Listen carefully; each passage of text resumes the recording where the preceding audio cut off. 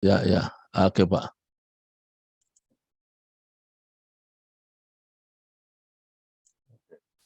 Ya. Ini Jadi, ya, udah ya. ya, udah, Pak. Jadi kita mulai ke uh, penyajian visual dulu ya. Ya, Namanya uh, kita review yang pelajaran yang dulu ya. boleh. Jadi kita mulai dengan gereja yang sehat itu ada gambar gereja di atas. Itu adalah mengutus umatnya ke dunia. Di tengah itu ada dunia, ya ada dunia. Nah, dengan cara penginjilan. Nah, metode kita ini dimulai dengan mulai persahabatan. Persahabatan itu ada 5, nanti kita akan lebih dalam lagi, ya ada 5, yaitu kehidupan sehari-hari, kemudian masuk ke yang lebih dekat, lebih fokus latar belakang rohani, baru yang berikutnya adalah kegiatan rohani, kemudian kesaksian pribadi dan 2 pertanyaan diagnostik. Nah, setelah bersahabat, baru kita penyajian Injil, ya kan? Nah, penyajian Injil itu disebutnya amati, singkatnya A itu anugerah, M-nya manusia, terus Allah, Kristus, dan iman. Jadi yang diterangkan itu, kemudian setelah dia saya, baru kita tantang penyerahan diri, ya kan?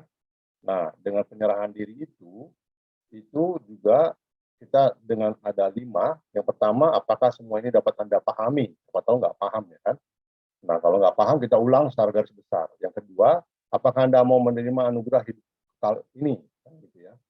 Nah, kemudian ketiga, penjelasan penyerahan diri. Jadi, dijelaskan penyerahan diri seperti apa. Nah, kemudian baru 2 penyerahan diri dan kepastian keselamatan. Nah, setelah mendapatkan kepastian keselamatan, maka orang itu akan masuk pada tindak lanjut langsung, yaitu diberikan pengarahan untuk membaca Alkitab, lalu selalu berdoa, lalu ikuti kebaktian, dan ikuti persekutuan, dan terakhir diajarkan untuk kesaksian. Jadi dikembalikan ke gereja lagi. Nah, itulah inti daripada penyajian visual yang kita lakukan, yang kita terapkan minggu kemarin. Sekarang kita masuk ke mulai persahabatan. Nah, persahabatan itu kita harus mulai, tapi sebelum persahabatan saya mau terangkan dulu. Kebetulan saya ini baru cukur ini ya. Nah, jadi ceritanya begini Bapak Ibu. Konon adalah seorang tukang cukur nih ceritanya. Tukang cukur ini sudah dilatih bagaimana dia mau mengajukan 2 pertanyaan diagnostik. 2 pertanyaan itu dia mengatakan, seandainya kau meninggal dunia, apakah kamu pasti masuk surga? Nah, berkali-kali dia gagal ya, untuk nggak berani gitu. Suatu ketika adalah orang yang mau nyukur rambutnya dengan jenggotnya. Nah, kemudian disinilah kesempatan dia, ya kan. Kemudian dia lagi cukur setelah cukur selesai, dia mau cukur jenggotnya, dia mulai memasuki pertanyaan itu. Sambil dia asah itu pisaunya itu, kemudian dia bertanya, Bapak, seandainya Bapak meninggal dunia hari ini, baru mengatakan gitu, orangnya sudah kabur, gitu kan. Nah, itu kan karena penyajian itu tidak tepat. Dia mau membuat pertanyaan diagnostik itu tetapi pada waktu dan situasi yang tidak tepat. Jadi maknanya itu memang ciri EE itu berdasarkan 2 pertanyaan diagnostik, tetapi dimulai dengan persahabatan. Nah, dari hari ini makanya kita masuk kepada persahabatan. Mungkin klik yang baru, begitunya Pak. Nah, jadi seringkali PI itu sangat sulit, tetapi kalau kita sudah mulai dengan membangun persahabatan, maka kita akan masuk pada cara yang mulus untuk masuk kepada penginjilan. Nah, klik berikutnya Pak, diklik. Jadi persahabatan itu sebenarnya membangun jembatan, ya kan? Membangun jembatan, klik lagi Pak. Membangun jembatan. Nah, saya bacakan dulu nats kitab suci dari 1 Korintus 9 ayat 22 yang mengatakan, bagi semua orang aku telah menjadi segala-galanya supaya aku sedapat mungkin memenangkan beberapa orang di antara mereka. Nah, jadi Jadi setiap orang Kristen seharusnya dapat menempatkan diri dan menjalin persahabatan dengan siapa saja dalam kondisi apapun, ya kan? Sehingga menciptakan suasana yang kondusif sebagai pendahuluan yang baik bagi pemberitaan Injil. Nah, berdasarkan teladan Paulus yang mau bersahabat dengan siapa saja, guru mengajak kita harus mengajak bersahabat tanpa dibatasi oleh perbuatan suku, keyakinan, budaya, juga sosial, bahwa bahwa seorang sahabat tidak dijadikan sebagai objek penginjilan, tetapi menjadi bersahabat dulu, ya kan? Nah, dilanjutkan Pak, lagi. Jadi dengan persahabatan itu menciptakan pendahuluan yang halus dalam penginjilan. Seringkali penginjilan dilakukan dengan tergesa-gesa, kasar, menghakimi dan diperhadapkan seorang dengan keputusan yang harus segera diambil tanpa interaksi yang baik. Nah, jadi metode ini menekankan pentingnya membangun jembatan persahabatan sebagai pendahuluan yang halus. Nah, yang pertama dinyatakan dengan sikap dan penuh perhatian kepada yang diinjili. Jadi kita mendahului untuk menyapa, gitu ya. Jadi karena kasih Kristus yang telah dialami seharusnya mendorong seorang saksi berinisiatif untuk membuka suatu percakapan, misalnya tersenyum, menyapa, memperkenalkan diri terlebih dahulu. Nah itu. Nah, trik berikutnya Pak. Yang berikutnya adalah mewujudkan suasana yang hangat dan komunikatif. Diklik. Ya, mulai dengan kehidupan sehari-hari. Jadi kan kita tadi yang persahabatan itu ada 5. Pertama adalah mulai dengan kehidupan sehari-hari, bersikap ramah dan terbuka, ya kan? Seorang saksi harus menciptakan komunikasi 2 arah, bukan seperti polisi yang sedang menginterogasi tersangka, sehingga suasana percakapan hangat, nyaman, komunikatif. Hal ini ditunjang dengan sikap, ya, bahasa tubuh dan cara mengajukan pertanyaan, gitu ya. Nah, hal ini untuk mencegah apa? Mencegah pertanyaan seperti ini, pertanyaan ini saya pikir terlalu sangat pribadi, atau saya tidak suka kepada orang yang sok tahu, atau pertanyaannya, maaf, saya tidak tertarik dengan hal rohani, sehingga akhirnya pembicaraan kita berhenti di situ, ya kan? Klik Pak. Nah, jadi sebenarnya diibaratkan seperti kapal tinggal landas, ya kan? Bagi seorang pilot, saat tinggal landas merupakan saat yang cukup sulit, ya kan, membutuhkan konsentrasi karena tahap tinggal landas ini membutuhkan tenaga yang penuh dengan kecepatan minimum. Namun harus berlangsung mulus. Dengan hal demikian, menjalin persahabatan butuh konsentrasi penuh supaya tercipta suasana persahabatan yang nyaman, berlangsung dengan mulus sehingga dapat menuju tahap selanjutnya dalam penginjilan tersebut. Jadi kita langsung berikutnya, menjalin persahabatan itu tidak boleh dilakukan dengan seperti menyergap elang, ya, dengan cepat menangkap mangsanya, tapi merupakan proses pendekatan menuju penyampaian Injil yang dapat dilakukan dalam waktu yang cepat atau lambat tergantung situasi. Apa tidak terburu-buru untuk membocorkannya. Jadi yang pertama kita masuk kepada kehidupan sehari-hari, kita pertama itu mengamati kalau kita ke rumahnya, dilihat ada gambar. Nah, dari gambar itu orang kan biasanya menaruh gambar itu ada tujuannya. Dari situ kita bisa mulai atau mendali, ya kan? Nah, atau hobinya atau prestasi lainnya. Nah, kita percakapan dapat dimulai. Nah, itu. Jadi diamati, waktu kunjungan kita amati, ya kan? Biasanya orang menempatkan benda yang dihargai agar dapat dilihat orang, kan? Nah, amati bahasa tubuhnya, apakah ia memberi respon yang positif. Kemudian amati dengan sopan berbagai hal positif yang menyenangkan di sekitar kita, dan mulailah dengan sesuatu yang menyenangkan. Jadi orang kalau diajukan tentang hobi, dia hobi suka, kita lihat bahasa tubuhnya suka, nah, kita mulai dengan itu. Jadi kehidupan sehari-hari lah, bagaimana kita supaya dekat, gitu kan? Nah, yang berikutnya Pak, nah kita ajukan pertanyaan, ya, klik lagi Pak. ya. Bertanya seperti menguliti bawang. Jadi kalau kita bawang itu kan kita buka kulitnya dulu, terus masuk lagi ke dalam, gitu ya. Jadi hindarilah pertanyaan yang singkat, yang jawabannya hanya ya dan tidak. Jangan kita kalau bisa jangan bertanya yang jawabnya ya tidak. Jadi itu tidak bagus ya. Pakailah cara seperti menguliti bawang, jangan langsung menanyakan hal yang bersifat pribadi, tetapi perlahan-lahan fokuslah pembicaraan dengan pertanyaan apa, kapan, di mana, mengapa. Bicarakan satu topik secara mendalam, baru berpindah ke topik yang lain. Ingat, jangan langsung menanyakan hal yang bersifat sangat pribadi. Gunakan kalimat untuk supaya bisa panjang jawabannya. Bolehkah Anda menceritakan apa misalnya? Misalnya ada gambar tentang olahraga. Bolehkah Anda menceritakan tentang itu, gambar olahraga itu tentang apa? Jadi untuk lebih mengenal orang yang kita injili, intinya seperti itu, ya kan?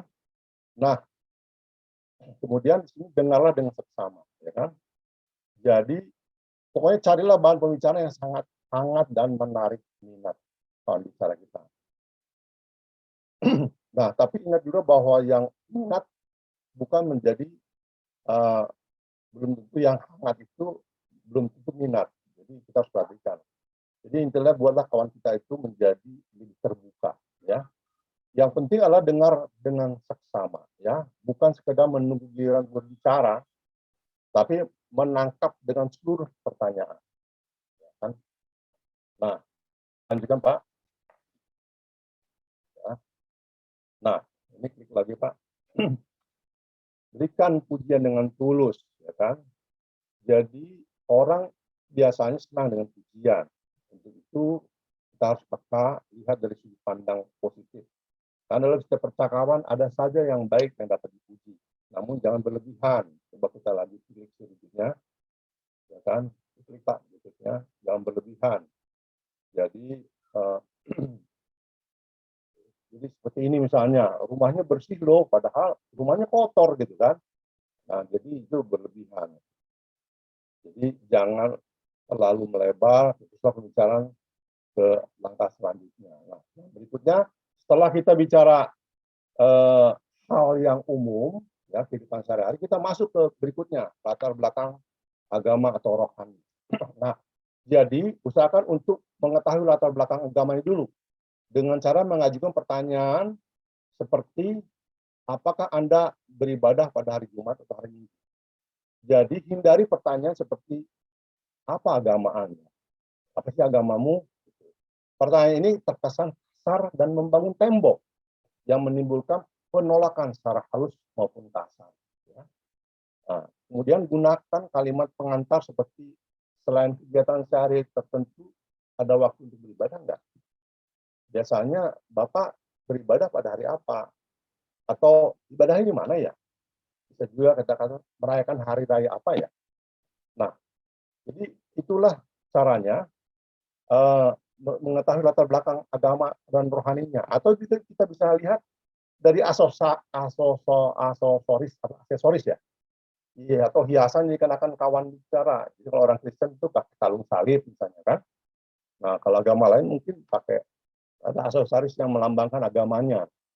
Jadi kita harus bisa melihat itu. Jadi, nah setelah tahu kita latar belakang rohani, yang berikutnya adalah masuk ke yang berikutnya lebih dalam lagi, yaitu keaktifan dalam kegiatan rohani. Klik Pak, selanjutnya. Ya, jadi bisa saja dia di gereja. Nah, di gereja itu dia aktif enggak? Nah, kenapa kita harus perlu tahu itu? Supaya kita tahu dalam penginjilannya sejauh mana. Jadi untuk mengetahui seberapa besar minatnya terhadap hal rohani, itu yang penting. Hal ini penting untuk mengarahkan kawan-kawan bicara kita kepada kabar baik yang akan kita sampaikan. Jadi kalau dia misalnya agamanya di hari Jumat, siapa tahu dia memang pengurus FPI misalnya kan. Nah, seperti itu. Jadi kita harus bisa mengantisipasi dalam hal penginjilannya nanti. Ya. Jadi kita harus memberikan menggali lebih dalam, ya kan? Nah, yang berikutnya adalah kalau sudah tahu mengetahui seperti ini, baru kita masuk pada kesaksian pribadi. Tapi kesaksian pribadi itu Itu yang saya bilang cara menggiring menggiring orang tidak kepada sungai. Caranya dikasih garam, artinya berikan kesaksian, tapi itu nggak di sesi sekarang, nanti kita akan caranya bagaimana. Lalu ada 2 pertanyaan diagnostik yang terakhir. Nah, 2 pertanyaan itu uh, itu juga nanti akan bahas lebih dalam lagi. Tapi yang sekarang tentang persahabatan kita akan melihat beberapa hal yang boleh dan tidak boleh. Yang pertama adalah perhatikan kebersihan badan kita, apakah bau badan atau bau mulut gitu ya. Jadi itu yang penting ya kan, jangan sampai uh, kita melakukan PI tapi badan kita nggak mandi dan sebagainya. Baik Pak, selanjutnya Pak. Nah, juga lihat juga situasinya ya kan. Jadi seperti gambar ini, orang-orang situasinya acara resmi pakai jas misalnya, kita dengan pakaian celana pendek ya kan, menggili pakaian biasa. Jadi kita harus sesuaikan dengan keadaan gitu ya. Nah, keadaannya pada saat itu bagaimana gitu ya. Yang selanjutnya. Nah, jadi jangan sampai kita berdebat, hindari perdebatan atau adu argumentasi. Ingat tujuannya adalah bersahabat, ya kan? Jadi berdebat tidak ada gunanya, karena jika kita menang dalam perdebatan itu, tentu dia yang akan diinjili akan kecewa dan marah. Tapi sebaliknya, jika kita kalah, dia akan meremehkan Injil. Jadi kedua hal ini akan membuat suasana persahabatan tidak kondusif. Itu berarti baik menang, baik kalah dalam perdebatan, sebenarnya kita dalam posisi kalah. Ya, lanjut. Nah, jadi yang berikutnya adalah jangan menyalahkan dan bersikap kasar. Ya. Jadi karena kita kan bersahabat, ya, jangan menyalahkan dan bersikap kasar. Lanjutnya, yang berikutnya Pak. Nah, terutama ini bagi dia menginjil kepada bawahannya ya, jangan memojokkan untuk mendapatkan jawaban. Ya, jadi menurut kamu apa tuh, Mbak? Coba jawab dong. Jangan memojokkan untuk mendapatkan jawaban. Sehingga akhirnya jadi ada penolakan. Oh, ini orang apa sih, gitu kan? Nah, yang penting intinya kita harus ingat persahabatan. Ya, klik lagi. Ya. Nah, yang berikutnya jangan duduk di tempat tuan rumah. Ya, ini kalau kita masuk ke rumah, ya kan kita bagusnya bertanya, waduh, saya duduk di mana nih Pak? Dan kita kan bisa tahu posisi-posisi. Kalau orang Batak itu ada halang ulu katanya kan gitu. Jadi ada di mana tuan rumah duduk, ya jangan kita duduk di situ, gitu kan? Kita cari di mana tempat kita berduduk. Jadi kita bersikap sopan lah. Nah, yang berikutnya adalah ini penting, ya.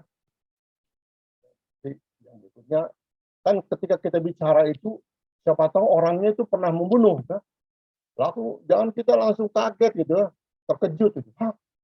Sehingga akhirnya orang itu juga jadi bertanya-tanya, waduh, berarti orang ini takutnya menerima saya gitu kan. Tapi tenang aja kita, ya, apapun yang dikatakan dia itu selalu kita bersahabat, kita dengan bahasa tubuh kita jangan sampai terkejut ketika dia bicara saya pernah membunuh, saya pernah wah kita jadi terkejut, jangan seperti itu. Nah, yang berikutnya juga penting ya kan. Nah, kadang-kadang dalam pembicaraan itu ada hal yang konyol, ada hal yang buat kita tertawa. Nah, jangan mentertawakan, ya. Jadi jangan tertawa selagi masih di rumah yang dikunjungi, sehingga jadi kita seolah-olah melecehkan dia, gitu kan. Walaupun itu lucu sekali gitu, tapi kita harus tahan, jangan sampai di depan dia kita tertawa atau bahkan setelah di luar, padahal seperti tadi gambar ini dilihat tuan rumahnya kita tertawa gitu, wah ini mentertawakan saya kan gitu. Nah, jadi ya, jangan sampai hal tersebut terjadi ketika kita masuk di lapangan. Yang berikutnya Pak. Nah, kadang-kadang kita itu berkunjung bersama tim, ya kan? Kalau bisa 2, 3 orang gitu ya. Jadi jangan panik dengan situasi yang dapat mengganggu jalannya penginjilan, karena biasanya iblis tidak tinggal diam. Kadang-kadang ada aja yang membuat gangguan, jadi anak nangis gitu kan. Nah, jangan panik, bantulah menenangkan anaknya. Kalau perlu rekan kita itu memangku anak itu, gitu kan. Jadi kawan kita itu buat supaya situasi-situasi yang mengganggu yang dilakukan oleh iblis itu kita redam. Ada aja itu kadang-kadang seperti itu. Kalau tiba-tiba anaknya datang, "Pak, minta jajan ini," kayak gitu. Akhirnya apa namanya? Jadi terbelokkan cerita itu ya. Jadi kita harus bisa membuat tidak panik, membantu menenangkan situasi sehingga situasi masuk kepada situasi yang baik untuk penginjilan. Nah, itulah intinya persahabatan. Sekali lagi persahabatan itu ada 5, ya kan? Pertama dari mulai kehidupan sehari-hari, yang kedua masuk kepada latar belakang rohani dengan tidak mengatakan agama apa karena itu membuat tembok, tetapi mulailah dengan mengatakan ibadahmu di hari Jumat atau hari Minggu. Itu perayaan apa? Apakah perayaan Natal atau perayaan hari raya? Jadi kita tahu. Yang setelah tahu agamanya, kita masuk, dia aktif di agama itu seperti apa? Nah, kita tanyakan apakah aktivis dia begitu. Nah, setelah ketiga hal ini, kita masuk ke yang berikutnya, yaitu membuat kesaksian sehingga dia tertarik. Kita cerita bahwa ada seseorang menceritakan sesuatu sehingga saya yakin sekali itu kehidupan tentang. Akhirnya dia berminat. Siapa sih? Nah, seperti itu. Nah, baru setelah itu ajukan 2 pertanyaan diagnostik. 2 pertanyaan diagnostik itu, seandainya Anda meninggal dunia pada hari ini, apakah Anda yakin pasti masuk surga? Ya. Kedua, seandainya Anda meninggal dunia dan berdiri di depan Allah dan Allah bertanya kepada Anda, apakah Anda yakin pasti masuk surga?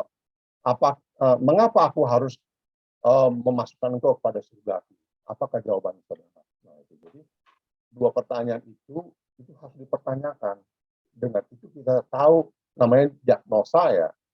Kita tahu apakah dia perlu diinjili atau perlu diteguhkan dan sebagainya. Jadi sekali lagi ya, kenapa kita mulai persahabatan supaya masuk ke jembatan yang mulus kepada penginjilan. Yang berikutnya adalah kenapa diibaratkan seperti kapal? Kalau kapal itu kalau tinggal landas itu kan perlu tenaga yang besar. Kalau enggak, nah, tapi ketika sudah masuk kepada persahabatan, nah itu kapal tadi, setelah udah di atas kan sudah mulus. Nah, mulus dia masuk kepada penginjilan. Nah, salah satu pertanyaan yang membuka pintu hatinya untuk masuk penginjilan, bolehkah saya bercerita? Ketika dia katakan boleh, itu sebenarnya pintu hatinya sedang dibukakan. Jadi apapun yang kita katakan, kita sudah mintakan persetujuan dia. Nah, itulah penciptaan persahabatan. Jadi sekali lagi persahabatan harus dilakukan sebelum masuk kepada penginjilan. Inilah yang namanya metode ramah lingkungan. Sehingga apapun yang terjadi kita bisa tahu nanti kalaupun situasinya pada saat itu belum bisa masuk, kita bisa tahu itu dari persahabatan. Tapi kalau kita bisa masuk, pasti masuknya dengan mulus. Nah, seperti itu. Nah, ketika persahabatannya kan di sini kira-kira bisa masuk nggak ya? Nah, sebenarnya kita butuh insting atau radarnya. Nah, ini bisa masuk nanti itu bisa akan bicara kepada kita bisa kita masuk. Nah, ketika bisa masuk seperti itu sudah mulus nantinya seperti ibarat kapal tadi sudah lewat tinggal landas, sudah tinggal mendatar gitu. Nah, itulah kira-kira metode tentang persahabatan hari ini. Sebenarnya ini beberapa 16 kali pertemuan sebenarnya. Ini salah satu dari 16 kali pertemuan 16 ini. Salah satunya adalah persahabatan.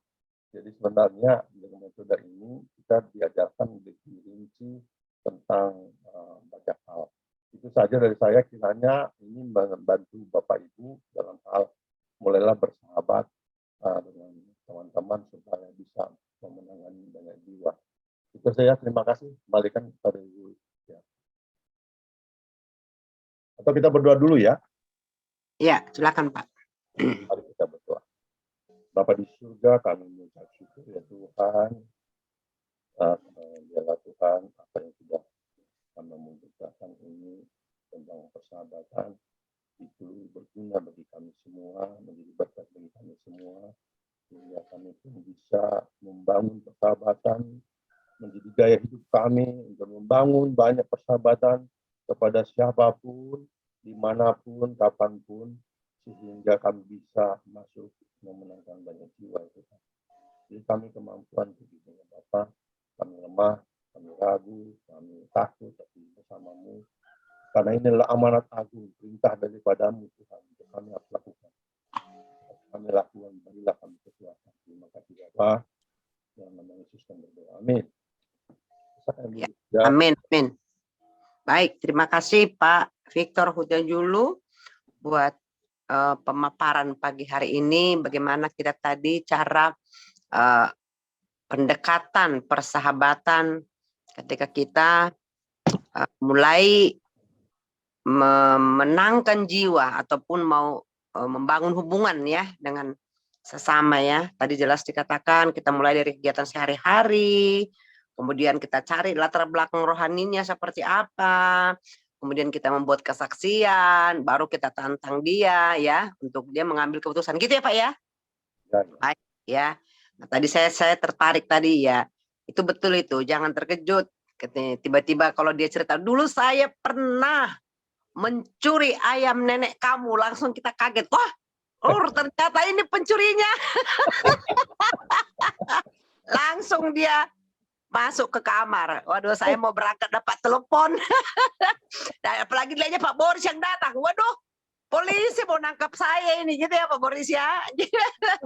Itu betul ya, jadi seru. Jadi kita harus bisa. Kesaksian Bu Tiar ini pernah mencuri ayam waktu Aduh, enggak kan anak-anak muda biasanya laki-laki yang suka kayak gitu Pak. Jadi jadi dia merasa karena sudah teman, sudah dekat kan, pasti dia buka, itu pasti. Ya, saya udah menghadapi begitu. Pasti dia aku dulu curi mangga nenek kamu katanya kan. Pulang sekolah, aku yang sering manjat dulu katanya gitu. Temanku si anu. Terus kita langsung wajah kita berubah kan, kayak gini. Rupanya nih biang keroknya dulu pentasan dulu gak pernah dapat mangga wah gitu. Langsung dia masuk kamar. Saya mau pergi Pak, buru-buru Pak Boris katanya kan. Nggak jadi deh kita ini, nggak jadi kita ngobrol-ngobrol lagi, nggak mau dia ya kan gitu ya. Tapi sederhana, tapi memang itu fatal. Ya, sampai kapanpun kalau itu terjadi dia nggak akan mau terbuka sama kita lagi, dia tidak akan mau lagi ngobrol, pasti dia membatasi diri ya. Jadi luar biasa ya. Sudah tersumbing dia. Iya, tersungging dia Pak, makanya memang masalah tersungging ini perlu dibereskan ini. Karena banyak anak-anak Tuhan lari dari persekutuan gara-gara tersungging. Ya, jadi ya itu perlu dipelajari betul-betul. Ya, semoga kedepannya lagi Pak Victor tetap semangat ya. Mungkin Bapak Ibu yang ada yang mau ditanyakan, silakan yang penjelasan tadi. Mungkin ada yang kurang jelas, silakan.